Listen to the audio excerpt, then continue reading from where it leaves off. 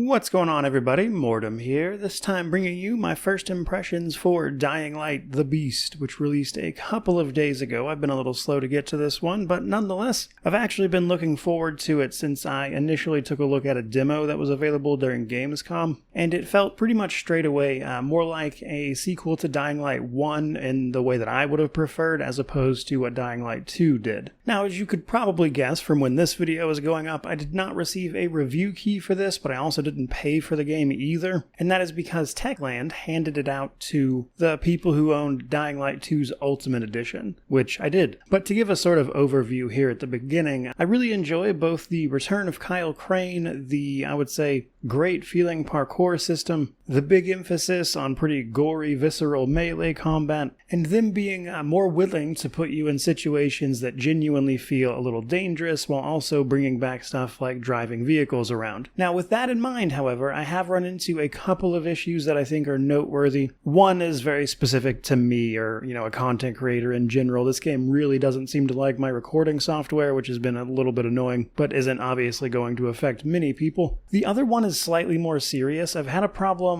with the weather systems in-game, which is messing up the day and night cycle, which is important in this game because of how the volatiles work and everything, and how you're supposed to run from them, and this is like a whole chase mechanic. And I've actually seen a few other people on the Steam forums noting this exact same thing, which is to say, like, the weather and the day and night cycle seems to just kind of get stuck, even though the time keeps progressing, and this leads to moments where you can find, like, volatiles just out in the everyday, or, in my case, a situation where it is perpetually raining, even indoors. So that's been fairly annoying, to be honest, and I've had to restart the game in order to get that to clear out. Otherwise, though, let's talk about the rest of the game. So basically, following the events of the first title, Kyle Crane was captured by a mysterious guy called the Baron and then experimented on for the last roughly 13 years. The game begins with you, of course, breaking out of that confinement, wanting revenge, obviously, which sees you teaming up with a woman named Olivia who helped you break out. Olivia here seems to also be trapped in this valley you find yourself in, known as Castor Woods, which is an area located somewhere in the Alps. The catch being that you have to, of course, get quickly caught back up to speed on everything that's been happening, while also getting a lot of your strength back, as you have been obviously weakened from your whole ordeal, and that's going to come in the form of extracting this substance from enemies known as chimeras, the other experiments that the Baron had going on, seemingly trying to mutate and alter these various zombies in different ways. In this case, though, they're going to help you power up, with the catch being that, as a result of your experiments, and something to do with Kyle Crane's unique situation anyway, has left you with what is called the Beast. Basically, as you perform in combat, either good or bad really, you'll build up a meter which then transforms you temporarily into the Beast, which sees you just dealing incredible damage with damage immunity on your side as you tear and rip enemies limb from limb. And as first impressions go, I've got to say it's actually pretty interesting to see this game play around with a couple different dichotomies to the gameplay. Now, some of it's certainly been around for a while, but you have these moments where, of course, you're fighting zombies off with your various melee weapons, the guns you can get a hold of, and things that are, by no means insignificant, but generally the zombies are a little more dangerous to you, especially in large numbers. Then you turn into the Beast, where very little is a threat to you, at least temporarily anyway. And then on the flip side of that, you've got moments in the daytime where the enemies are relatively easy to avoid if you really want to. You don't have to encounter them much at all outside of maybe certain situations for a quest or something. And then at nighttime, with the volatiles chasing you down and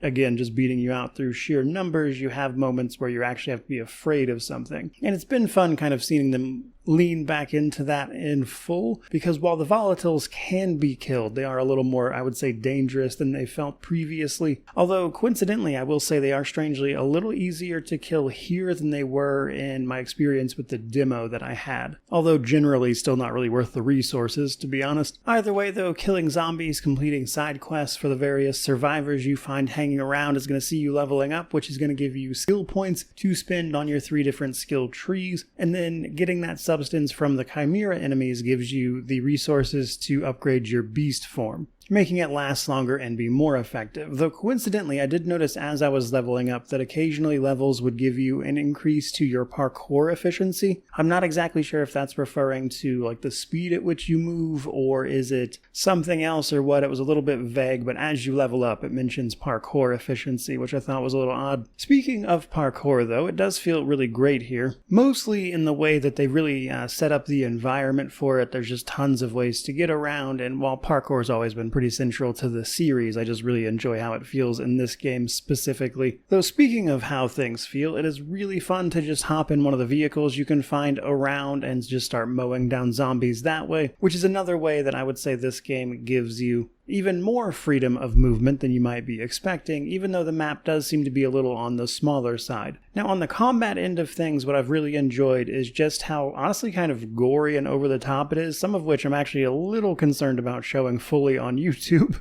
Not least of which, because there's just some straight up nudity on these zombies this time around, but it is a little gratuitous, but it obviously fits what they're going for here. And the melee combat in particular is back to feeling fantastic. There is a little bit of RPG-ness to it in the sense that you level up and weapons have levels associated with them, but for the most part, it's a lot more reined in than I felt 2 was, at least back when I played it, though it did change over time. And that's before you even start getting into the guns and things. It's pretty easy to quickly get the skills to craft things like a flamethrower or a grenade launcher, which have been fun to mess around with. And I guess as far as the first impressions go, that's kind of my main thing really, is that it really feels very fun to play. Though I will mention, as a bit of an aside to that, I am a little curious how much actual content there is here. This game strikes me as a bit smaller than even 1 or 2 was. Which on the plus side, I mean, I suppose I'll get the review out quick enough, but I do hope there is actually, a good chunk of content here to actually enjoy all of these mechanics with thoroughly, and that's even